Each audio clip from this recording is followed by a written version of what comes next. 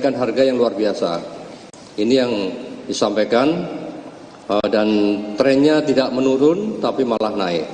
Sehingga dilakukan pengecekan ke lapangan dan ternyata ditemukan di pasar yang dilakukan oleh beliau dari mulai tanggal 6 sampai 23 Juni 2025 pada 10 provinsi mendapatkan sampel beras 268 pada 212 merek beras dengan hasil yang pertama, terhadap beras premium terdapat ketidaksesuaian mutu di bawah standar regulasi sebesar 85,56%, ketidaksesuaian HET sebesar 59,78%, ketidaksesuaian berat beras kemasan atau berat real di bawah standar sebesar 21,66%. Kemudian terhadap beras medium terdapat ketidaksesuaian mutu beras di bawah standar regulasi sebesar 88,24%, ketidaksesuaian HET atau harga di atas HET sebesar 95,12%, ketidaksesuaian berat beras kemasan berat real di bawah standar sebesar 90,63%. Kemudian berdasarkan ketidaksesuaian pada poin 1, 2 tersebut, terdapat potensi kerugian konsumen atau masyarakat per tahun sebesar 99,35 triliun, terdiri dari beras premium sebesar 34,21 triliun dan beras medium sebesar 65,14 triliun. Ini yang disampaikan oleh Bapak Menteri kemarin. Kemudian menindaklanjuti hal tersebut, Satgas Pangan Polri segera melakukan proses penyidikan dengan membuat laporan informasi dulu.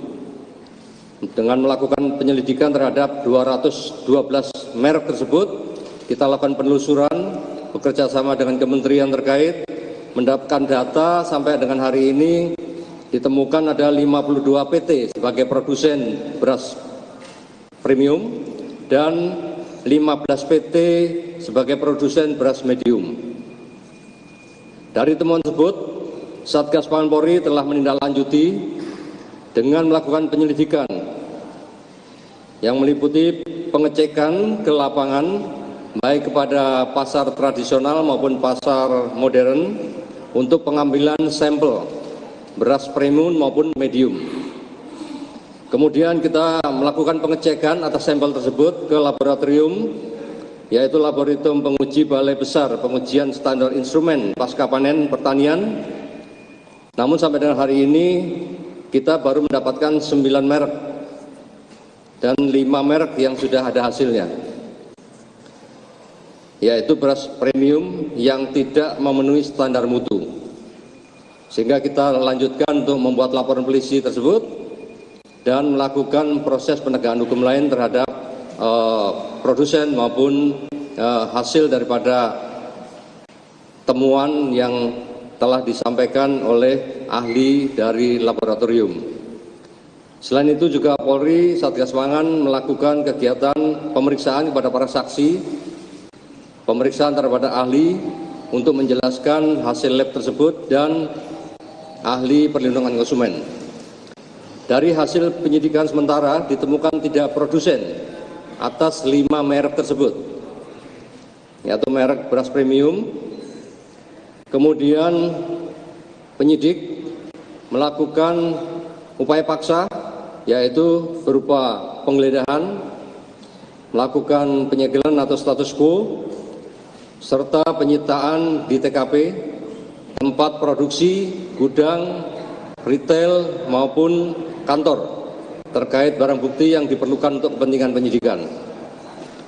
Untuk lokasi atau TKP yang kita lakukan penggeledahan untuk pencarian dokumen, yaitu di kantor dan gudang PT FS di Jakarta Timur, gudang PT FS di Subang, Provinsi Jawa Barat, kantor dan gudang PT PIM di Serang dan di Provinsi Banten, serta pasar beras Induk Cipinang, Jakarta Timur.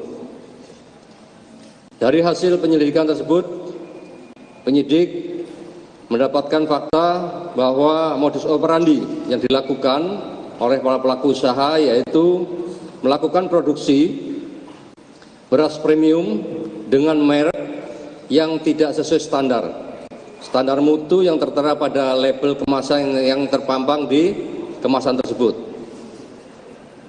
menggunakan mesin produksi baik modern maupun tradisional, artinya dengan teknologi yang modern maupun manual. Ini yang kita temukan. Kemudian melakukan pemeriksaan terhadap 3 produsen dengan rincian yaitu PT PIM merek Sanai, PT FS merek Setra Ramos Merah, Setra Ramos Biru, dan Setra Pulen, serta toko SY dengan merek Jelita maupun anak kembar. Berdasarkan hasil penyelidikan telah ditemukan adanya dugaan peristiwa pidana, sehingga dari hasil gelar perkara kita, status penyelidikan kita tingkatkan menjadi penyidikan.